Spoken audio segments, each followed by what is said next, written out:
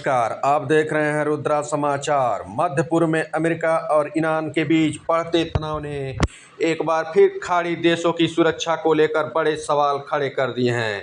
सबसे बड़ा सवाल यह है कि अगर अमेरिका और उसके सहयोगियों के बीच इतने मजबूत सुरक्षा संबंध हैं, तो फिर किसी बड़े सैन्य टकराव की स्थिति में खाड़ी देश खुद को कितना सुरक्षित महसूस करते हैं। खाड़ी के कई देश लंबे समय से अमेरिका के सुरक्षा साझेदार रहे हैं। अमेरिका के सैन्य ठिकाने, हथियारों की आपूर्ति और सुरक्षा सहयोग इस पूरे क्षेत्र में अमेरिकी प्रभाव का महत्वपूर्ण हिस्सा है। लेकिन जब क्षेत्र में सैन्य तनाव बढ़ता है, तो अमेरिकी सैन्य मौजूदगी खाड़ी देशों के लिए चिंता का कारण भी बन सकती है। ईरान और अमेरिका के बीच तनाव का असर फिर दोनों देशों तक सीमित नहीं रह गया है। खाड़ी क्षेत्र की भौगोलिक स्थिति ऐसी है कि यहाँ मौजूद सैन्य ठिकाने, बंदरगाह, हवाई अड्डे और ऊर्जा प्रतिष्ठान किसी भी संघर्ष में रणनीतिक महत्व हासिल कर लेते हैं। यही वजह है कि सऊदी अरब, संयुक्त अरब अमीरात, कतर, कुवैत, बहरीन और ओमान जैसे देश क्षेत्रीय तनाव को बेहद करीब से देख रहे हैं। खाड़ी देशों की सबसे बड़ी चिंता यह है कि अगर किसी देश की ज़मीन का इस्तेमाल किसी सैन्य कार्रवाई के लिए होता है, तो जवाबी कार्रवाई का खतरा भी उसी क्षेत्र तक पहुंच सकता है। इसलिए कई अरब देशों के सामने एक मुश्किल संतुलन है। एक तरफ अमेरिका के साथ पुराना सुरक्षा संबंध है और दूसरी तरफ अपने पड़ोसी देशों के साथ क्षेत्रीय स्थिरता बनाए रखने की जरूरत। यही सवाल उठता है। हाल ही के वर्षों में इस क्षेत्र में एक बात स्पष्ट दिखाई दी है। अरब देश केवल किसी एक बाहरी शक्ति पर निर्भर रहने के बजाय अपनी सुरक्षा विकल्पों को बढ़ाना चाहते हैं। सऊदी अरब ने चीन के साथ संबंध मजबूत किए हैं, ईरान के साथ कूटनीतिक संपर्क बढ़ाया है और क्षेत्रीय स्तर पर अपनी रणनीतिक भूमिका को भी मजबूत करने की कोशिश कर रहा है। इस तरह तुर्की और पाकिस्तान के साथ सऊदी अरब के रक्षा सहयोग को भी इसी व्यापक क्षेत्रीय सुरक्षा तस्वीर के हिस्से के रूप में देखा जा सकता है।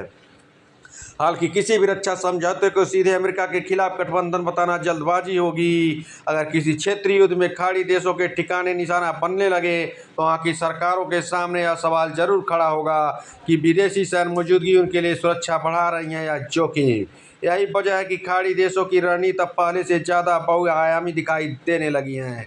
अमेरिका के साथ संबंध बनाए रखते हुए चीन, रूस, तुर्की और अपने क्षेत्रीय पड़ोसियों के साथ भी रिश्ते मजबूत करने पर लगे हुए हैं। ईरान के लिए भी यह स्थिति बेहद महत्वपूर्ण है। तेहरान लगातार यह संदेश देता रहा है कि खाड़ी क्षेत्र में मौजूद अमेरिकी सैन्य ढांचे को अपनी सुरक्षा के लिए खतरा मानता है। इसलिए अगर किसी संघर्ष में खाड़ी की जमीन या अन्य सैन्य सुविधाओं का इस्तेमाल अमेरिका के खिलाफ होता है, तो संबंधित देश को संभावित जवाबी कार्रवाई में जोखिम पा सकता है। लेकिन यहाँ एक बात और ज़रूरी है, खाड़ी देशों को एक साथ रहकर यह कहना सही नहीं होगा कि सभी अरब सरकारें अमेरिका से नाराज़ हैं या सभी अमेरिकी सैन्य ठिकानों को हटाना चाहती हैं। सऊदी अरब के लिए अमेरिका के साथ रक्षा संबंध महत्वपूर्ण है। कतर में अमेरिकी सैन्य मौजूदगी का राजनीतिक महत्व है। बहरीन में अमेरिकी नौसेना की भूमिका अहम है। कुवैत भी लंबे समय से अमेरिका का महत्वपूर्ण रक्षा साझेदार रहा है।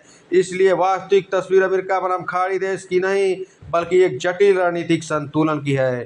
खाड़ी देश अमेरिका को पूरी तरह छोड़ना नहीं चाहते, लेकिन यह भी नहीं चाहते हैं कि उनकी सुरक्षा किसी एक देश की नीति पर निर्भर हो।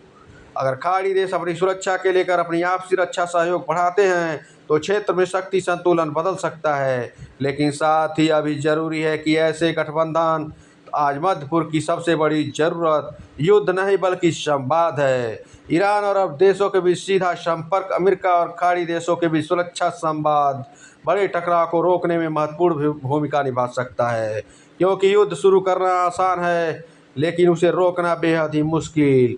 तेल की कीमतों से लेकर पूरा विश्व परेशान है। मध्य पूर्व में होने वाला कोई भी बड़ा संघर्ष पूरी दुनिया को प्रभावित कर सकता है।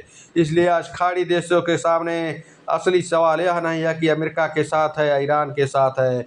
असली सवाल यह है कि अपनी सुरक्षा, अपनी संप्रभुता और अपनी आर्थिक हितों को कैसे सुरक्षित रखे। आने वाले समय में यह देखना बहुत महत्वपूर्ण होगा कि खाड़ी देश अमेरिकी सैन्य मौजूदगी को लेकर क्या फैसला लेते हैं और ईरान के साथ उनके संबंध किस दिशा में जाते हैं। फिलहाल इस खबर में बस इतना ही। आपको क्या लगता है, क्या खाड़ी देशों को अपनी सुरक्षा के लिए अमेरिका पर निर्भर रहना चाहिए या उन्हें स्वतंत्र क्षेत्रीय सुरक्षा व्यवस्था विकसित करना चाहिए?